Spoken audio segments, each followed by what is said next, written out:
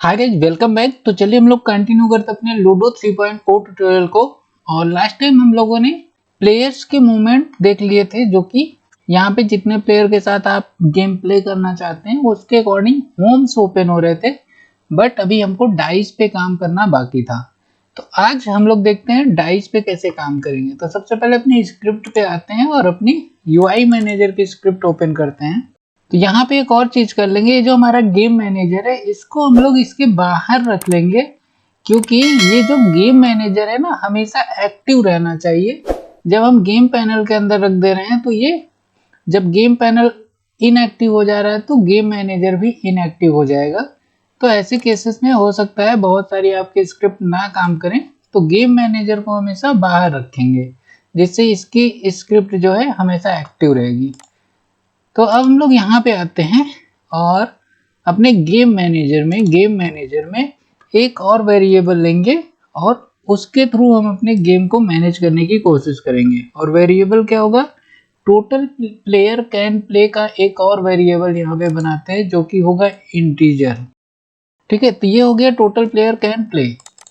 इसको हम मैनेज करेंगे अपने यूआई मैनेजर से।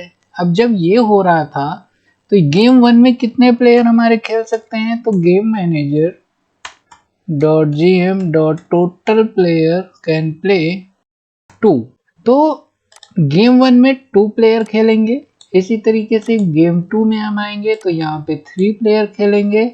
और गेम 4 की बात करेंगे, गेम 3 की बात करेंगे तो यहाँ पे 4 प्लेयर खेलेंगे। और ये जो हमारा गेम 4 है इसमें केवल एक ही प्लेयर खेलेगा, बाकी दूसरा जो होगा वो रोबोट होगा। तो टोटल प्लेयर कैन प्ले में क्या होगा? 2, 3, 4 और 1 होगा। इससे अब हमारे गेम को पता चल जाएगा कि हमें कितने लोगों के लिए गेम को प्ले के लिए अवेलेबल रखना है।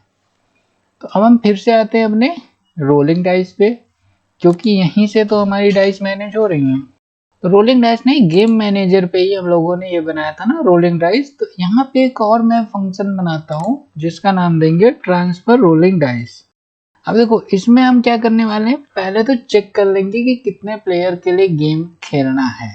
तो यहाँ पे हम लाएंगे इफ, और टोटल प्लेयर कैन प्ले अभी अभी हमने बनाया है।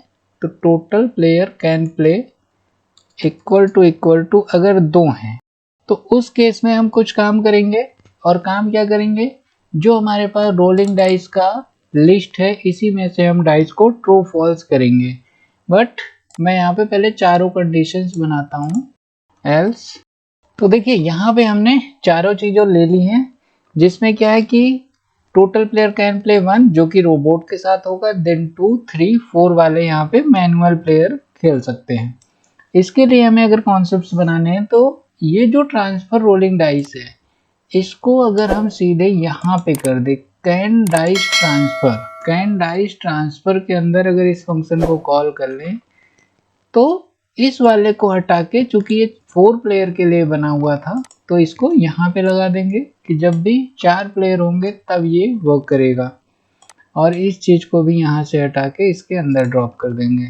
तो अब देखिए जो हमारा कोड था पहले वो 4 प्लेयर के लिए था, उसको एज इट इज ऐसे ही रहने दिया। और अगर हमें 3 प्लेयर के लिए बनाना है तो इसी तरीके से सेम जैसे यहाँ पे 4 प्लेयर के लिए बनाया वैसे ही हम 3 प्लेयर के लिए बना सकते हैं। बस थोड़ा सा कोड में चेंज होगा।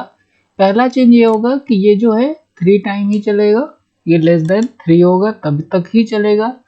और यहाँ पे आ जाएंगे रोलिंग डाइस डॉट काउंट -1 की जरूरत ही नहीं है। अब हम इसको 3 से चला लेंगे, 3 से नहीं 2 इक्वल टू 2 हो जाता है अगर,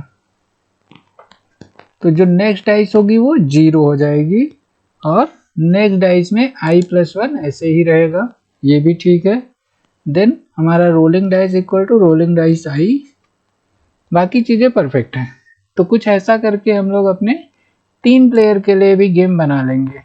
ठीक है, तो अब हम देखते हैं कि 2 प्लेयर के लिए कैसे बनाया जा सकता है। तो 2 प्लेयर बनाने के लिए सिंपली हमको क्या करना पड़ेगा, एक इफ की कंडीशन लेनी होगी।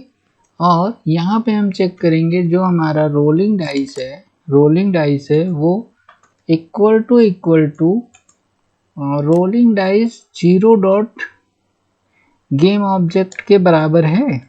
यहाँ पे हाँ equal to rolling dice zero, यानी कि ये वाला जो रोलिंग डाइस है अगर इक्वल टू जीरो, जीरो मतलब ब्लू डाइस के बराबर है तो दूसरे वाले को एक्टिव करेंगे यानी ग्रीन वाले को, अदरवाइज एल्स में चलेंगे और एल्स में कुछ काम करेंगे। तो जैसे यहाँ पे हम लोग ट्रू फॉल्स कर रहे थे ना, इसी तरीके से यहाँ भी कर लेंगे और इस केस में क्या करेंगे, जीरो को फॉल्स करेंगे और टू को ट्रू कर देंगे। यहाँ पे जीरो को फॉल्स करेंगे और यहाँ पे टू को ट्रू करेंगे और नेक्स्ट कंडीशन में जस्ट इसका रिवर्स कर लेंगे, यहाँ पे टू को फॉल्स करेंगे और जीरो को ट्रू कर लेंगे। अब देखिए हमने डाइस ट्रांसफर का प्रॉपर कॉन्सेप्ट बना दिया है और अब हमारी डाइस प्रॉपरली ट्रांसफर होने लगी हैं। तो अब हम एक बार इसको चेक कर लेते हैं कि ये हमारा परफेक्टली काम कर रहा है कि नहीं कर रहा है। तो हमने गेम को यहाँ पे रन कर लिया। अगर हम दो प्लेयर के साथ ओपन करते हैं तो हमारी डाइस इस पे और इस पे ट्रांसफर होनी चाहिए। 6 आ गया, गेम बाहर आया, फिर से हम इसको रन किए, 5 आया, प्ले किया और देखो अब ग्रीन वाले पे सीधा डाइस आई, रेड पे नहीं आई। इसी तरीके से यहाँ पे 6 आ गया और फिर से हम प्ले करेंगे तो अब ब्लू को अलॉट होना चाहिए। तो हम 3 स्टेप आगे बढ़ते हैं और देखिए इस पे आया। तो हमारा 2 प्लेयर के लिए तो ये परफेक्टली काम कर रहा है। इसी तरीके से हम लोग देखते हैं 3 प्लेयर के लिए ये काम करता है कि नहीं करता है। तो देखिए यहाँ पे 3 ओम एक्टिवेट है और पहले पे हम चलते हैं 1, सेकंड पे इस पे आया, देन थर्ड पे इस पे आया। तो ये भी हमारा प्रॉपर वर्क कर रहा है। 4 के लिए हमने ऑलरेडी टेस्ट कर रखा है बट आप उसे भी चेक कर सकते हैं। अभी हमने कंप्यूटर के लिए नहीं बनाया, बस फंक्शनैलिटी बना रखी है, लेकिन उसके लिए तो हमें पूरा का पूरा ही कोड करना पड़ेगा नए तरीके से। तो देखेंगे उसको नेक्स्ट लेक्चर्स में। तो देखिए ये परफेक्टली काम कर रहा है। अच्छा यहाँ पे अभी एक और प्रॉब्लम है कि ऐसा हो सकता है कि कोई डाइस पे बार बार रोल करने पे 3 से ज़्यादा यानी कि 2 से ज़्यादा टाइम 6 आ जाए, जबकि रियल लूडो गेम में कभी भी 2 से ज़्यादा 6 नहीं आ सकता है। तो ऐसा करने के लिए हमें क्या करना पड़ेगा, अपने 6 वाले कॉन्सेप्ट को थोड़ा सा अरेंज करना पड़ेगा। तो वो भी कर लेते हैं ताकि हमारी डाइस की सारी प्रॉब्लम आज रिजॉल्व हो जाए। नेक्स्ट लेक्चर में कुछ और नए तरीके से करेंगे जिसमें हो सकता है कि हम लोग इस पे कंप्यूटर के साथ प्ले करना सीखेंगे और उनको कंप्लीट करेंगे। तो सबसे पहले हम लोग आते हैं अपने रोलिंग डाइस पे, जहाँ पे हमारी डाइस रोल हो रही थी और देखिए यहाँ पे हमने नंबर लगा रखा है ना 6। यही 6 की वजह से तो 6 आ सकता है, क्योंकि यहाँ पे 5 आएगा और 5 में हम लोग प्लस प्लस करेंगे तो नंबर जो हो जाता है वो 6 हो जाता है। तो ऐसी तो कंडीशन हो सकती है कि भाई ये 6 बार बार आ जाए। तो इसको थोड़ा सा डायनेमिक बनाते हैं और कुछ इसके लिए लॉजिक क्रिएट करते हैं कि अगर 2 बार यहाँ पे आ गया 6 तो तीसरी बार 6 नहीं आना चाहिए।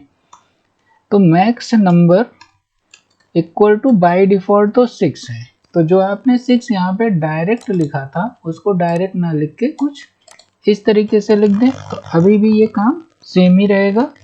अब बस अपने गेम मैनेजर की फिर से हेल्प लेंगे और यहाँ पे एक और चीज बना लेंगे जो कि होगा, तो गेम मैनेजर में मैंने एक और वेरिएबल बनाया जिसका नाम दिया टोटल 6। अब टोटल 6 क्या करेगा, जब भी रोलिंग डाइस में नंबर गॉड 6 होगा तो ये इसको बढ़ा देगा।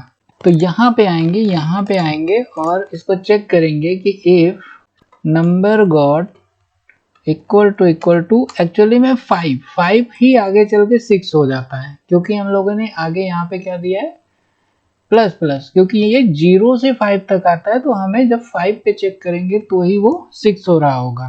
तो ऐसे केस में क्या करेंगे, गेम मैनेजर में .gm टोटल 6 को प्लस इक्वल टू 1 कर लेंगे, जिससे इसकी वैल्यू क्या होगी, 1 बढ़ जाएगी जितनी बार भी यहाँ पे 5 आएगा।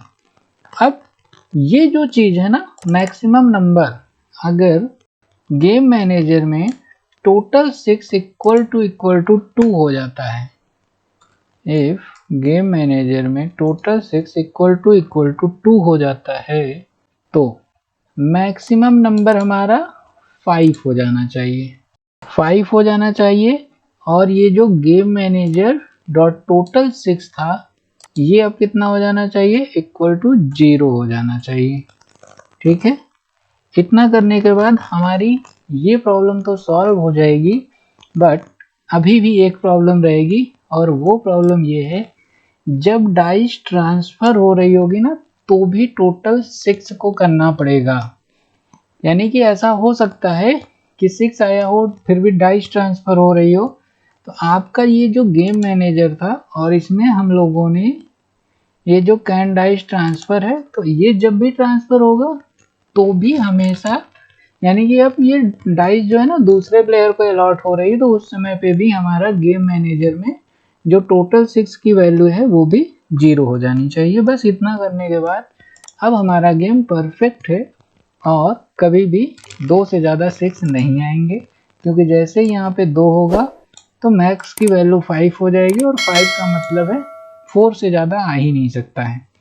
देन ये जब जब 5 आएगा तो गेम मैनेजर टोटल 6 बढ़ता जाएगा, है ना। तो चलिए ठीक है, इसकी आप लोग टेस्टिंग कर लीजिएगा, और मैं भी टेस्ट करूंगा। अगर कुछ प्रॉब्लम मिलती है तो आपको नेक्स्ट लेक्चर में बताऊंगा।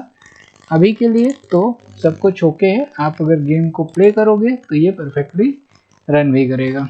ठीक है फ्रेंड्स, तो आज के लिए बस इतना रखते हैं, मिलते हैं नेक्स्ट लेक्चर में। Thanks for watching, keep learning guys.